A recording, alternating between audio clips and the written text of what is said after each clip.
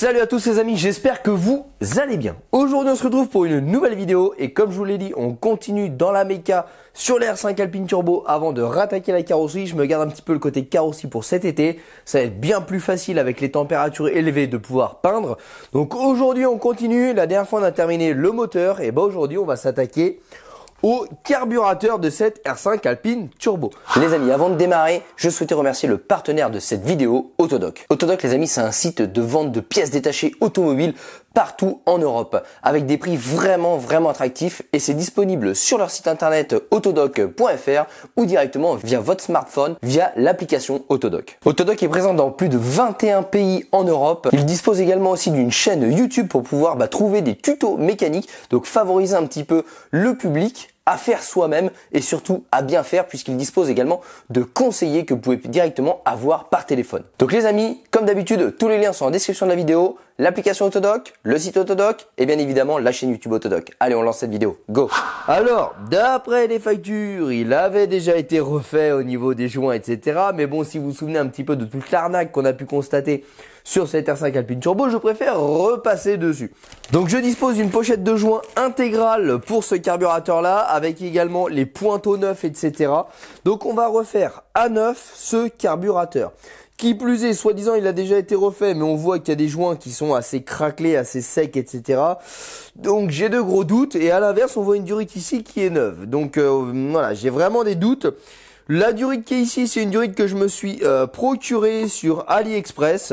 J'ai payé 5 €. Exactement la même durite pour cette R5 Alpine Turbo vaut 60 €. Alors vous comprendrez que plutôt que d'acheter une durite qui a été coupée et qui est vendue pour une R5 Alpine Turbo à 60 €, et les petits Chinois m'ont fait ça pour 5 € livrés avec les deux colliers. Donc voilà, ça c'est de la pièce. Alors une durite silicone, c'est une durite silicone, qu'on soit bien d'accord, qu'elle vienne de Chine ou qu'elle vienne d'un revendeur qui aura acheté également en Chine sa durite pour me la revendre 60 €, je ne suis pas un pigeon. Mais aujourd'hui on va s'attaquer vraiment à cette partie-là.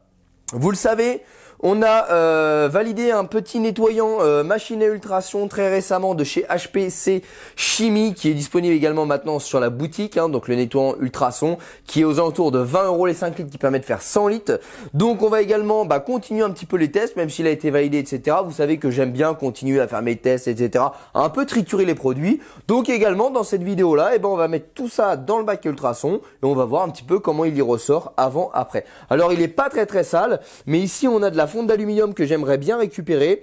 Je suis pas trop fan pour peindre cette partie-là parce que si vous vous souvenez sur le moteur, j'avais poli le collecteur pour vraiment lui redonner une belle couleur de la fonte d'aluminium. Donc si je peins ça, j'ai peur que ça soit disgracieux. Je préférais faire comme le collecteur, vraiment retrouver l'aspect du métal et vraiment le nettoyer, lui redonner un petit côté brillant fonte d'aluminium pour vraiment que ce soit joli. Et le carburateur, j'aimerais bien retrouver quelque chose de très propre même s'il n'est pas très encrassé non plus. Et bien écoutez les amis, on va passer tout de suite au démontage. On va tout démonter ce qu'on peut. Ensuite, machine à ultrason. On remonte, on prend soin de tout nettoyer. On dégraisse tout, on remplace absolument tous les joints de ce carburateur là. Et en même temps, ça va me permettre de vous montrer un petit peu les entrailles d'un carburateur. Allez les amis, c'est parti, go! Bon les amis, on se retrouve donc sur l'établi avec notre petit carburateur et notre pochette qui contient absolument tous les joints. Donc la première étape, on va désolidariser la partie ici, donc vraiment qui va aller dans l'admission de la partie carburateur. Et chaque pièce, on va les foutre dans le bac à ultrason. Il est chaud, on va en profiter pour nettoyer tout ça. Donc là on prend les petites clés plates qui vont bien et on va attaquer le démontage de tout ça. Donc là comme je vous ai dit, on va tranquillement bien avancer sur la partie mécanique, vraiment se libérer l'établi pour qu'après on ait vraiment la partie carrosserie et remontage de l'R5 Alpine Turbo. J'avais commencé un petit peu partout parce que j'étais en attente de pièces, c'est pas parce que j'ai souhaité commencer tout et rien finir, c'est parce que je ne pouvais pas rien faire.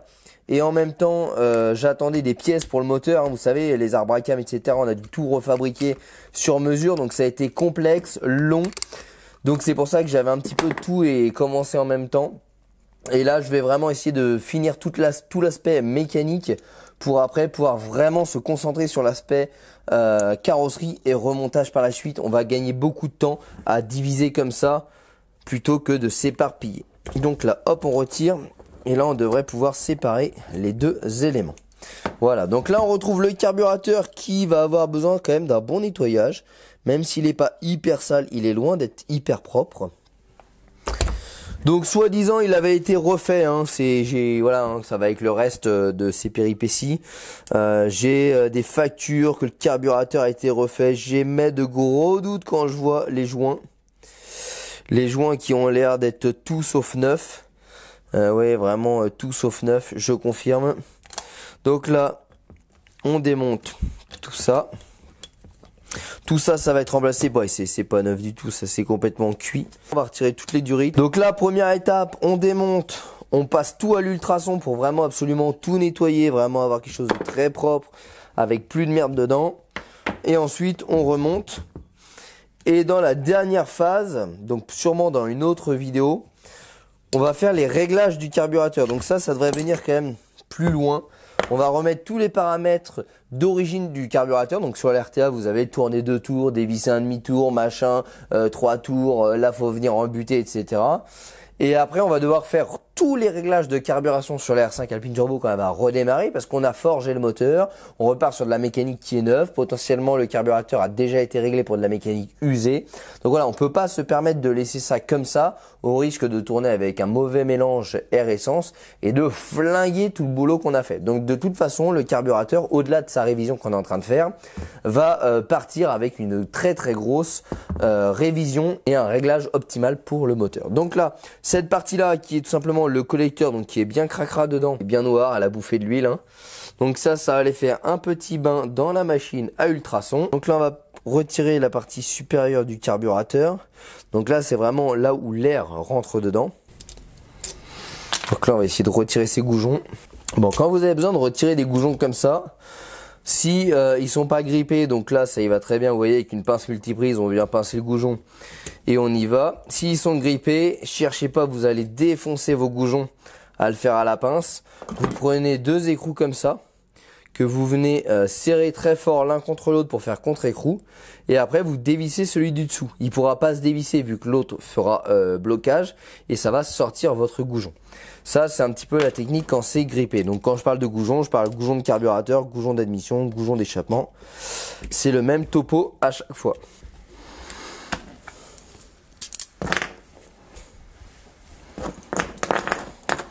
Donc là, faut être méticuleux, hein. Des carburateurs, c'est un peu complexe, surtout des double corps comme ça. Alors, faut savoir que le carburateur, c'est un métier indépendant dans la mécanique, hein. Il y a des gens qui sont juste spécialisés de la carburation et des carburateurs. Donc moi, c'est loin d'être mon cas. Je sais les démonter, je sais les remonter, mais il suffit d'être méticuleux et de pas mélanger toutes les pièces. Si vous mélangez toutes les pièces d'un carburateur, je serais totalement incapable de vous les remonter. Donc voilà, il faut de la rigueur et être méticuleux lors du démontage. Donc là, on va désosser la partie supérieure qui tient avec toutes les vis.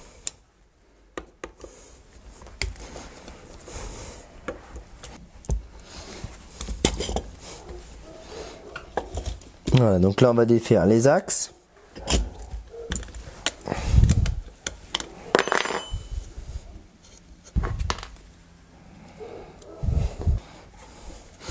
Donc ça, c'est le réglage des volets de papillon.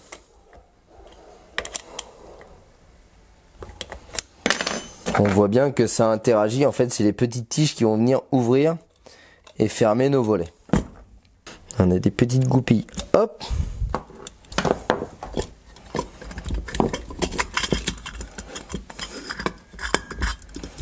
Alors là, pourquoi je démonte tout ça avant de le mettre dans la machine à ultrasons? C'est parce que plus ça va être démonté et plus ça va me permettre un meilleur nettoyage du système. Si je le mets en un seul morceau, et les internes ne seront tout simplement pas nettoyés lors du nettoyage à ultrasons. Donc c'est quand même dommage de tout refaire et de bâcler l'aspect nettoyage. Voilà.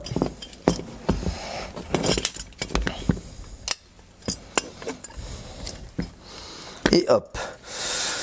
Donc là, vous voyez, hein, il a absolument jamais été refait, hein, qu'on soit bien d'accord, hein. Là, il est dans un état dégueulasse. Les joints sont totalement pourris. Donc ça, voilà, c'est pas vrai du tout, hein. Il avait peut-être remplacé à la limite ce qui est accessible, donc la membrane qu'il y a là, et encore, on va le voir après. Mais tout ce qui est un peu plus chiant à démonter comme ceci, ça n'a jamais été démonté. On voit très clairement que les papiers sont totalement d'époque, hein. Vous voyez, ça se casse. C'est totalement vieux. ça n'a plus aucune souplesse, c'est tout écrasé. Et dedans, il y a plein de petits conduits, hein. Alors là, je pourrais pas vous expliquer en détail quel conduit sert à quoi sur ce carburateur-là. Sur un carburateur simple corps de moto, j'aurais pas de problème pour vous expliquer, mais là, on est sur un double corps, il y a des gicleurs partout. C'est au-delà de mes compétences d'explication. Donc là, on a le flotteur qu'il faut toujours prendre soin de ne pas martyriser, parce que la petite languette ici, qui permet de remplir la cuve, c'est un réglage également. Ce qu'on appelle le réglage de cuve. Donc là, l'axe dedans est totalement grippé. Donc là, il y a un petit axe dedans qu'il faut sortir d'un côté ou de l'autre. Normalement, ça nécessite pas de forcer puisque c'est bloqué de l'autre côté, qui permettent donc de retirer le flotteur. Il faut toujours vérifier que le flotteur n'a pas de trou, parce que si le flotteur a un trou, il va se remplir d'essence et après il va du coup plus flotter, donc ça va remplir la cuve et ça va dégueuler partout. Donc voilà, il y a plein de petits réglages comme ça qu'il faut vérifier. Donc là, moi, vu que c'est bloqué, je vais voir si l'ultrason fait son boulot. Dans un premier temps, je vais couper le joint pour l'extraire, vu que je vais de toute façon le remplacer par la suite. Toute cette pièce là ira en un seul et même morceau dans la machine ultrason pour être nettoyée.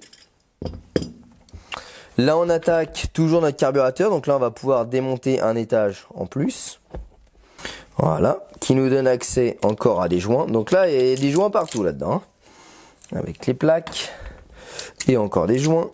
Donc là, vous lancez pas dans les carburateurs si vous n'avez pas un minimum de connaissances en mécanique. Ne touchez pas les vis de réglage si vous n'avez pas un minimum de connaissances et d'outillage en mécanique.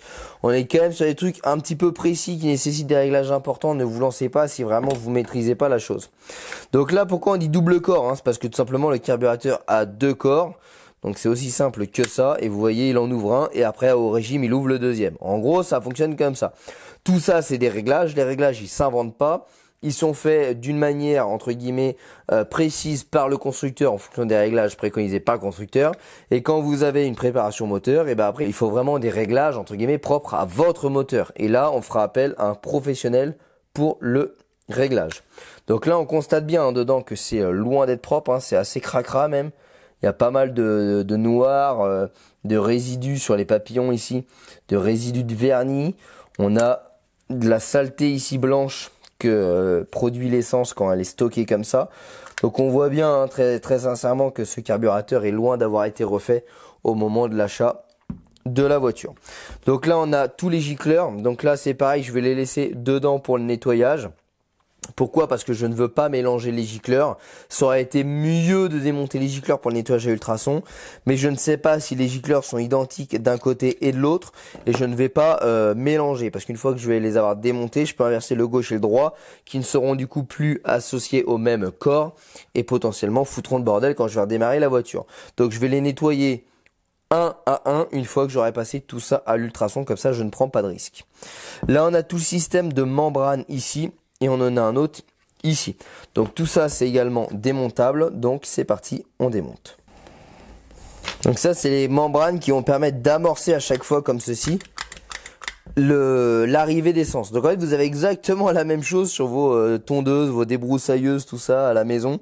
C'est exactement le même principe. Quand vous appuyez, vous savez, sur la petite membrane transparente qui généralement vient à lâcher avec le temps et finit par du coup plus fonctionner. Alors, tout ça c'est bien collé, ça montre bien une fois de plus que ça n'a pas été démonté récemment. Donc là vous voyez, vous avez une membrane ici avec un joint qui est plutôt en bon état, mais qui nécessitera un remplacement. On va pas prendre le risque. Bon vous voyez, hein, c'est clairement pas changé récemment, hein. Tout est collé, tout casse quand on le démonte. Voilà, donc cette petite pièce là vient tout simplement se comprimer comme ça et amorcer. Et on a une deuxième membrane à démonter, c'est celle-ci. Hop. Voilà, donc là on va retirer le petit axe ici.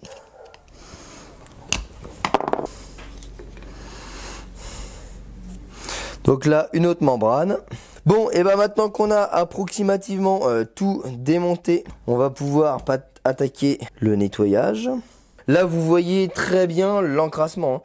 Ça, c'est un gicleur qui est totalement encrassé par des résidus de carburant, donc des vernis, des gommes de carburant, etc. Ça vient se mettre à l'intérieur du gicleur Et du coup, ça vient obstruer le passage du carburant et ça fait un dysfonctionnement au niveau du carburateur. Donc des fois, juste avec un carburateur sale, vous pouvez tout simplement avoir des dysfonctionnements. Vous pouvez avoir des carburateurs qui vont mal fonctionner juste parce qu'il y aura une obstruction du gicleur. Donc ça fait comme si vous avez un gicleur plus petit. Donc il y a moins de carburant qui passe. Vous avez un mélange trop pauvre. Donc dans un premier temps, vous allez perdre en puissance moteur. Et surtout, vous allez du coup abîmer les internes du moteur parce que vous n'amenez pas assez de carburant. Donc ça, c'est vraiment une pièce qu'il faut pas laisser comme ça au hasard. Un carburateur, c'est très complexe. C'est des réglages très précis, mais en même temps, c'est des réglages un peu archaïques, mécaniques. Donc ça demande vraiment déjà de base un bon nettoyage et ensuite un bon réglage. Là, c'est pareil, on a la cuve ici et au fond de la cuve, on voit très nettement que c'est dégueulasse. Donc cette saleté, elle peut potentiellement aller dans les gicleurs et boucher les gicleurs. Donc voilà, faut vraiment prendre soin de toutes ces petites pièces là, c'est extrêmement complexe. On met tout à laver, paf. Un petit bain de 15 minutes. Voilà, et ben les amis, c'est parti.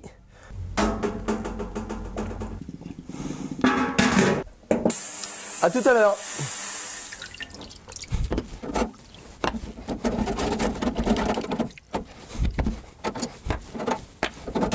Là, regardez, les goujons, ils sont impeccables. C'est assez bluffant hein, comme procédé. À chaque fois, je me dis, la vache, qu'est-ce que ça marche bien. Donc là, on a le fond de cuve, tout ça, c'est propre, impeccable. Les papillons, c'est tout beau également. Donc là, maintenant, je vais aller rincer toutes les pièces à l'eau pure, tout simplement. Puisque en fait, pour stopper un petit peu le côté agressif du produit, donc le fait que ça va continuer à nettoyer le métal, et bah tout simplement de l'eau pure, on coupe, on trempe dedans et paf, terminé. Donc ça les amis, moi je vais hors caméra aller rincer tout ça et on se retrouve après pour le remontage. Bon les amis, maintenant que tout est rincé, tout est proprement sorti de la machine à ultrason et que tout est propre, on va s'attaquer au démontage des différents gicleurs pour finir de les nettoyer. Donc là, comme je vous ai dit, on va faire un par un. Ce qui va permettre d'éviter de se tromper d'ordre de remontage ou quoi que ce soit. Voilà, donc là on va prendre la soufflette, on va prendre un produit qui est disponible sur la boutique, c'est le Intech Pro, donc c'est fait pour nettoyer tout ce qui est admission, calamine, etc. Il y a une petite vidéo de test produit qui est disponible sur ma chaîne sur ce produit là, et ça marche super bien pour nettoyer les carburateurs également. Donc là pour chacun des petits gicleurs, bah, ça va être simple, on prend la petite soufflette et on va venir nettoyer absolument tout. On va prendre également la bombe de produit et on va venir en mettre dans tous les petits trous. Voilà, afin de vérifier qu'il n'y a pas de salissure, de blocage ou quoi que ce soit. Donc là on prend notre petite pochette de joints avec les différents joints qui vont être nécessaires. Donc là on remet des joints neufs. Paf. On en profite pour passer un petit coup de soufflette dedans. Ça permet tout simplement de vérifier à chaque fois que les conduits ne sont pas obstrués, donc bouchés en d'autres termes. Enfin et surtout de pouvoir du coup passer le produit Intech Pro dans le conduit pour venir nettoyer le conduit. Et là on remonte gicleur par gicleur. C'est comme ça que je vais procéder pour la partie gicleur. Comme ça, je n'ai pas de risque d'inverser une taille plus importante sur le corps 1 vers le corps 2 ou vice versa.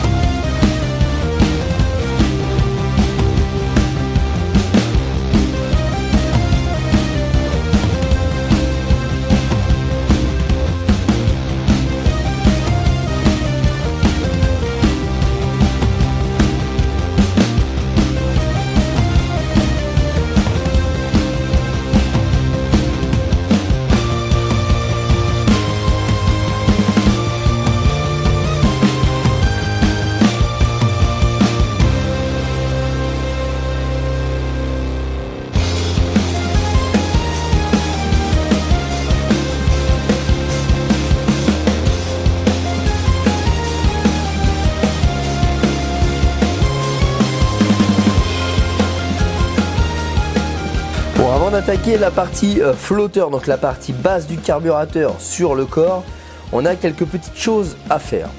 Dans un premier temps, il y a de fortes chances que ici soit placé un filtre. Donc ça vaut le coup d'aller y jeter un œil avant de remonter. Parce que si filtre il y a, autant le changer. Voilà, on obtient bien un filtre dedans qui est plutôt dégueulasse, enfin plutôt ancien mais pas forcément sale. Donc là on peut y mettre un nouveau. Donc là pas de joint d'étanchéité, c'est conique pour éviter les fuites. Donc on n'a pas besoin de s'embêter avec les joints. On va en profiter pour nettoyer tous les petits interstices et petits trous de carburant avec la soufflette comme pour les gicleurs. Comme d'habitude, on remet du produit le temps du redémarrage. Comme ça, ça va bien imbiber toute la conduite. On est sûr d'avoir quelque chose de vraiment propre.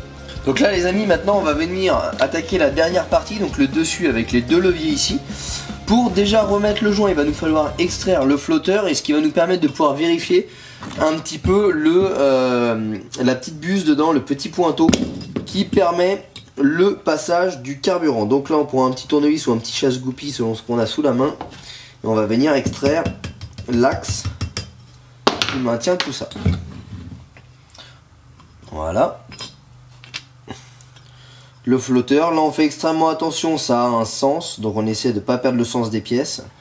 Là on vérifie, alors moi sincèrement il est neuf. Alors la partie pointeau a un petit peu de traces. Bon, je vais pas prendre de risque, je vais le remplacer. La partie pointeau a quelques traces, donc là on joue pas avec ça. Ce serait dommage d'avoir la pièce et de pas la changer si on a un petit doute. Donc là une clé de 10, on extrait la partie basse. Il y a certainement un joint dessous. Donc là on vérifie que c'est exactement la même pièce. Ce n'est pas tout à fait la même pièce. Alors ça semble être du compatible. Ouais, là c'est marqué 175 et là la taille c'est 175. Donc c'est bien les mêmes tailles, mais c'est tout simplement pas certainement la même marque qui fournit la pièce. Donc là on vérifie dedans. Il n'y a pas de joint particulier. On prend bien le soin d'aller voir au fond. Le seul joint qu'on a c'est celui-ci, qu'on va venir remplacer par un joint neuf. Donc un petit joint d'en base en aluminium ici. On vient remonter le tout. J'étais pas parti pour le changer à la base, mais vu que j'ai un petit doute sur le pointeau surtout, je ne veux pas m'embêter et prendre aucun risque. On refait du neuf, on pousse le détail au maximum. Donc là, on ne touchera pas la petite réglette, vu qu'on en déduit tout simplement que la cuve est bien réglée, vu que ça fonctionnait très bien avant. On positionne le nouveau. Avant tout ça, on replace un joint neuf, puisque on a besoin de poser le joint avant de remettre le flotteur. Et là, on repasse le petit axe dedans. Tac. Et avant d'aller plus loin, donc là, vous voyez, ça rentre tout seul à la main. On prend un petit marteau juste pour venir en buter. Voilà, on force pas. Et là, avant d'aller plus loin, on va tester que ça fonctionne correctement. Donc, on va souffler dedans.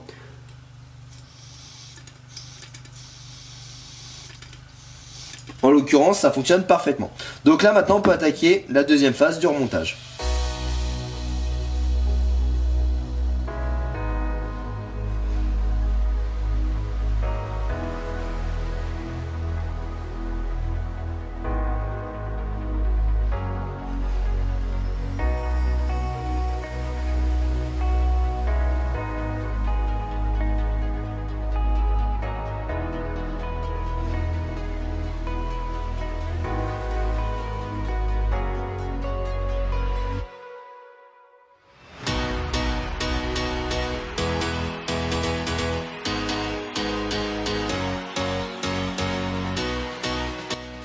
Donc là les amis, on a terminé, tout fonctionne parfaitement. Il nous reste le fameux joint ici qui sera changé par la suite. Je le remets en place parce qu'il ne fait pas partie de cette pochette de joint. On va remettre les vis pour pas les perdre par la suite. Voilà. Permet de refaire tout ça propre en même temps, de ne jamais forcer sur les pas de vis. Alors hop. Voilà. Voilà. Donc là il nous reste la petite durite à venir positionner ici. Durite qui est neuve également, donc là on la change pas. On referme nos colliers. Bon les amis, maintenant qu'on a terminé ce carburateur, qu'on a mis du produit à l'intérieur au remontage, et il faut également barbouiller de produits pour tout simplement éviter l'oxydation, éviter qu'avec le temps ils viennent un petit peu sécher au niveau des différents ressorts etc. de mécanismes du carburateur, parce que j'espère bien que dans les mois à venir il soit remonté intégralement et voire même qu'il démarre, mais sait-on jamais, vaut mieux prévoir le stockage. Donc pour ça vous prenez du WD-40, c'est impeccable, ça protège, et on badigeonne de WD-40 l'intégralité du carburateur qui va permettre d'éviter l'oxydation ou quoi que ce soit pendant le stockage. Voilà, on en met une bonne couche, on actionne tous les volets, tout ça permettre bien le produit de rentrer dedans. Ça c'est une petite technique qu'on fait également en moto, en vélo, en tout ce que vous voulez. Dès qu'on stocke un petit peu des pièces après un lavage, après un gros nettoyage comme ça, on vient appliquer du WD-40 comme ça en quantité, ce qui va tout simplement protéger les surfaces, éviter l'oxydation et puis maintenir un petit côté propre comme ça. Voilà, pour l'instant c'est gras mais ça va sécher tranquillement et après ça va éviter d'avoir des pièces qui s'oxydent, qui grippent, voire même qui se bouchent avec l'oxydation. Donc là on a traité l'intérieur au remontage, on a traité l'extérieur. Les amis, maintenant c'est terminé. Bon et bien les amis, ça y est, c'est terminé sur cette restauration du carburateur de la R5 Alpine Turbo. Alors j'espère que cette petite vidéo vous a plu. C'est pas des vidéos qu'on voit souvent sur internet, vous en avez jamais vu également sur ma chaîne YouTube. Je rappelle que là je n'ai pas fait de réglages. Les réglages seront remis d'origine pour le démarrage de la voiture et seront ensuite réglés par un professionnel du carburateur. Là on a juste remis en état neuf le carburateur avec le changement des membranes, des joints toriques. On a changé également on a également changé le pointeau du flotteur. On a vérifié que le flotteur n'était pas percé, on a vérifié les mécanismes, tout ça. Donc c'est vraiment une remise à neuf du carburateur. J'espère que cette petite vidéo vous a plu. C'est un petit peu sympa de voir aussi comment est l'intérieur d'un carburateur, un petit peu son fonctionnement. Alors là je vous ai pas montré son fonctionnement parce que c'est assez complexe. Moi-même je ne maîtrise pas tous, donc ce serait vous mentir. Carburateur de moto simple corps, c'est assez simple à comprendre. Un double corps ça varie en fonction des régimes et donc c'est quand même nettement plus compliqué. Je ne préfère pas me lancer dans une explication qui sera approximative. Je préfère vous laisser vous renseigner sur internet avec des documentaires qui seront bien plus précis que mon explication. Voilà les amis, n'hésitez pas à nous rejoindre sur les réseaux sociaux, Facebook et Instagram, tous les liens sont en description de la vidéo. Et n'hésitez pas non plus à vous abonner à cette chaîne YouTube pour recevoir les notifications pour les futures vidéos, que ce soit sur la restauration de cette R5 Alpine Turbo, de la mécanique sur notre Audi R8 ou bien des tests produits, que ce soit mécanique ou carrosserie. Les amis, merci à tous de votre soutien, merci de suivre cette chaîne YouTube et on se retrouvera très prochainement dans de nouvelles vidéos mécaniques. Allez les amis, à très bientôt. Ciao.